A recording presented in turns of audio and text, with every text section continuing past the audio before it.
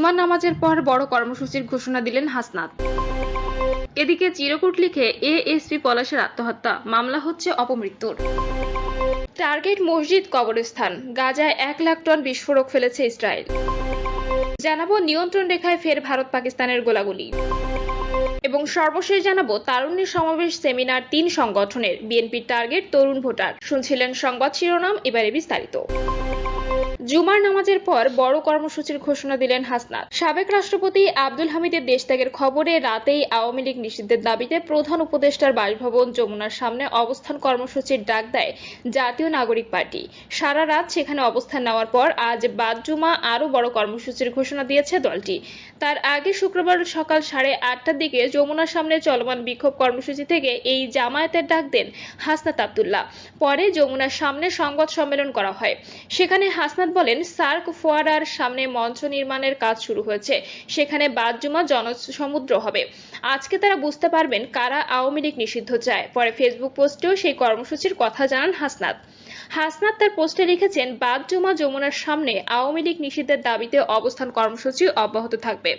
আওয়ামী লীগ নিষিদ্ধের দাবিতে কারা এই কর্মসূচিতে যোগ দেবেন সেটি জানিয়ে হাসনাত লেখেন, এতে অংশ নিয়ে ফ্যাসিবাদ বিরোধী রাজনৈতিক ও সাংস্কৃতিক দলসমূহ, পিলখানা হত্যাকাণ্ড, শাপলা হত্যাকাণ্ড, গুম, খুন ও নিপীড়নের শিকার পরিবারগুলো এবং সর্বশেষ জুলাইয়ের গণঅভ্যুত্থানের শহীদ ও আহতদের পরিবার।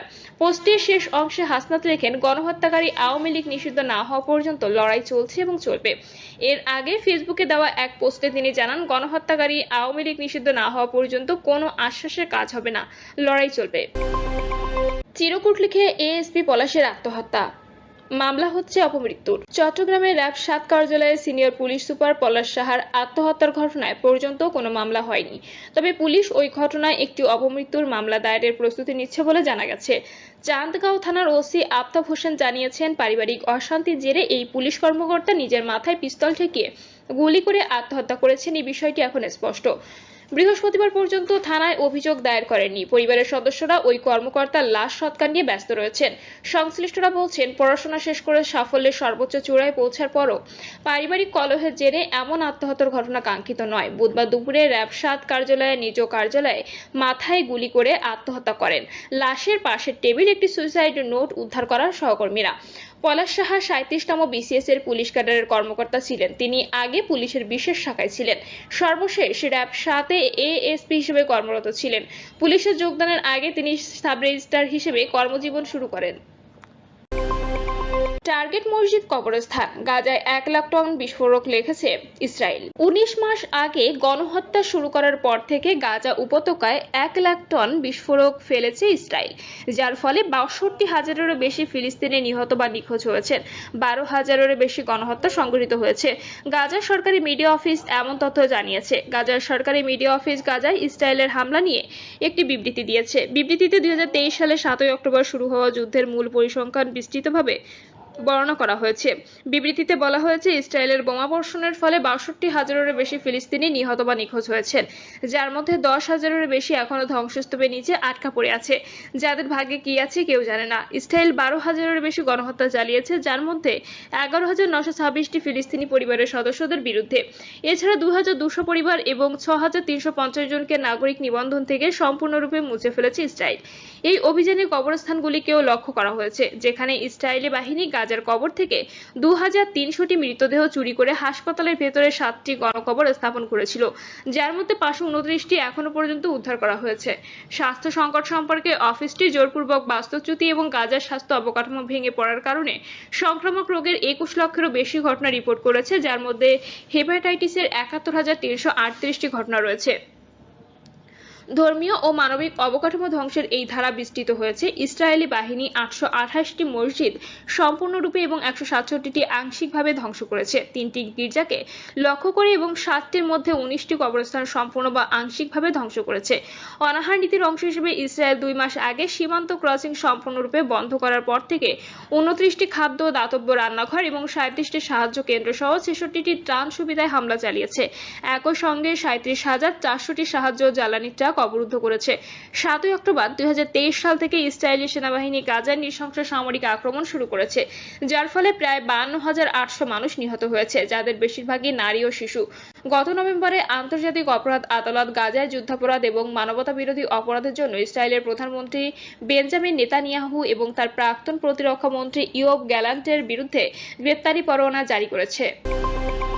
নিয়ন্ত্রণ রেখায় ফের ভারত পাকিস্তানের গোলাগুলি। আবারও নিয়ন্ত্রণ রেখা বরাবর গোলাগুলি হয়েছে ভারত পাকিস্তানের মধ্যে, তবে এতে হতাহত বা ক্ষতির কোনো তথ্য পাওয়া যায়নি। বৃহস্পতিবার রাতে ভারতের বেশ কিছু স্থানে ক্ষেপণাস্ত্র হামলা চালিয়েছে পাকিস্তান। এ ঘটনার পরে লাইন অফ কন্ট্রোলেও গুলি চালিয়েছে দেশটির সেনাবাহিনী। সকালের দিকে কুপওয়ারা এবং উরি সহ নিয়ন্ত্রণ রেখা জুড়ে পাকিস্তানি সেনারা আবারও গুলিবর্ষণ শুরু করেছে, তবে ভারতের যথাযথ জবাব দিয়েছে, খবর এনডিটিভির। এর আগে ভারত শাসিত কাশ্মীরের উধমপুর এবং পাঞ্জাবের পাঠানকোটের 3টি সামরিক স্থাপনায় পাকিস্তান ক্ষেপণাস্ত্র আর ড্রোন দিয়ে হামলা চালিয়েছে বলে দাবি করেছে ভারতের সেনাবাহিনী। তবে ভারতের এই অভিযোগ নাকচ করে দিয়ে পাকিস্তানের প্রতিরক্ষা মন্ত্রী খাজা মোহাম্মদ আসিফ বলেছেন, ভারত শাসিত কাশ্মীরের কোনো হামলায় দায় তারা দেশের নয়। এদিকে পাকিস্তানের প্রধানমন্ত্রী শেহবাজ শরীফের সঙ্গে ফোনে কথা বলেছেন মার্কিন পররাষ্ট্রমন্ত্রী মার্ক রুবিও। এ সময় তিনি রুবিওকে জানিয়েছেন, আত্মরক্ষার পদক্ষেপ নেওয়ার অধিকার পাকিস্তানের আছে। তিনি বলেছেন, ভারতের হামলা পাকিস্তানের সার্বভৌমত্ব ও আঞ্চলিক অখণ্ডতা লঙ্ঘন করেছে, একই সঙ্গে দক্ষিণ এশিয়া অঞ্চলের শান্তি ও স্থিতিশীলতাকে মারাত্মকভাবে বিপন্ন করেছে। এদিকে সীমান্তবর্তী এলাকাগুলো ভোর পর্যন্ত ব্ল্যাক আউট ছিল। এর আগে ভারতের ক্ষেপণাস্ত্র হামলার জবাবে লাইন অফ কন্ট্রোলে ব্যাপক গোলাবর্ষণ করে পাক বাহিনী। এতে প্রাণ হারিয়েছেন 16 ভারতীয়। তারুণ্য সমাবেশ, সেমিনার 3 সংগঠনের। বিএনপি টার্গেট তরুণ ভোটার। তরুণ ভোটারদের কাছে টানতে বিশেষ উদ্যোগ নিয়েছে বিএনপি। এর অংশ হিসেবে মে মাস জুড়ে যুবদল, স্বেচ্ছাসেবক দল ও ছাত্রদল যৌথভাবে 2 দিন ধরে মোট 8 দিন সেমিনার ও সমাবেশ করবে। দল সাংগঠনিক বিভাগকে 4টি বৃহত্তর বিভাগে ভাগ করে কর্মসূচি পালন করা হচ্ছে। প্রতিটি বিভাগে ভিন্ন ভিন্ন শিরোনামে সেমিনার হবে। অভিন্ন শিরোনামে হবে তারুণ্যের রাজনৈতিক অধিকার প্রতিষ্ঠা সমাবেশ।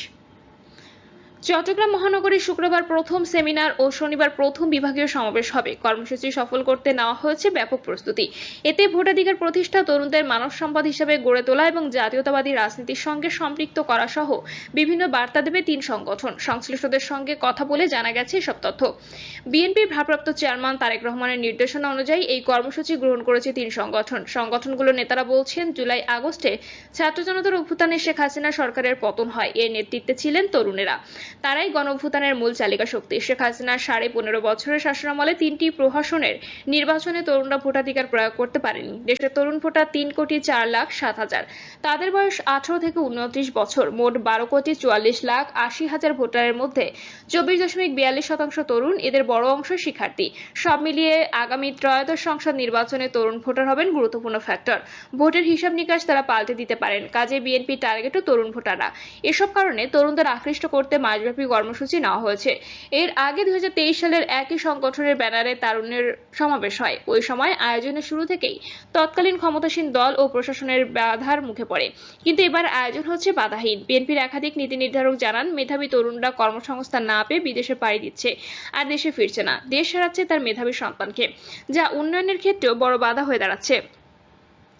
বিএনপি তরুণদের এই মেধা, জ্ঞান এবং তাদের স্বপ্নকে ধারণ করতে চায়। পৃষ্ঠপোষকতা দিয়ে তরুণদের দেশের উন্নয়নে কাজে লাগাতে চায় বিএনপি। 3 সংগঠনের নেতাদের প্রত্যাশা, এবারের সমাবেশেও তরুণদের ব্যাপক উপস্থিতি হবে। কারণ 15.5 বছর ধরে তরুণরা নানাভাবে অবহেলিত। উচ্চশিক্ষার পরও লাখ লাখ তরুণ বেকার। ভোটার হওয়া সত্ত্বেও তারা ভোট দিতে পারছেন না। ছাত্র জনতার অভ্যুত্থানের পর তাদের প্রত্যাশা ছিল অচিরেই দেশে আবার গণতন্ত্র ফিরে আসবে, অর্থনীতির চাকা সচল হবে, সর্বক্ষেত্রে স্থিতিশীলতা আসবে। কিন্তু 8 মাস পেরিয়ে গেলেও ভোটাধিকার সহ কোনো ক্ষেত্রে তেমন কোনো উন্নতি হয়নি। এই অবস্থা থেকে মুক্তি পেতে সমস্যারে আগামী নির্বাচনের দাবি তুলে ধরা হবে এসব সমাবেশ থেকে।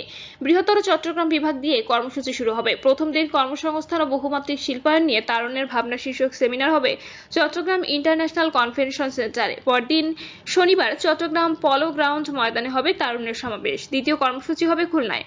16 মে খুলনায় হবে শিক্ষা, স্বাস্থ্য, মৌলিক অধিকার নিয়ে তারুণ্যের ভাবনা শীর্ষক সেমিনার। পরদিন 17 মে সমাবেশ। রাজশাহী, রংপুর বিভাগের কর্মসূচি হবে বগুড়ায়। 23 মে বগুড়ায় কৃষি উন্নয়ন, পরিবেশ রক্ষা ও নাগরিক সমস্যা নিয়ে তারুণ্যের ভাবনা শীর্ষক সেমিনার হবে। পরদিন 24 মে হবে সমাবেশ। সব শেষে কর্মসূচি হবে ঢাকায়। এই কর্মসূচিতে ঢাকা, ফরিদপুর, সিলেট ও ময়মনসিংহ বিভাগ অংশ নেবে। 27 মে ঢাকায় তারুণ্যের রাজনৈতিক ভাবনা ও অর্থনৈতিক মুক্তি শীর্ষক সেমিনার হবে। পরদিন 28 মে হবে সমাবেশ, যা দেশের ইতিহাসের সবচেয়ে বড় তারুণ্যের সমাবেশ হবে। প্রিয় দর্শক, এই ছিল এখনকার সর্বশেষ সংবাদ। আপডেট সব সংবাদ পেতে চ্যানেলটি সাবস্ক্রাইব করে বেল আইকনটি ক্লিক করে রাখুন।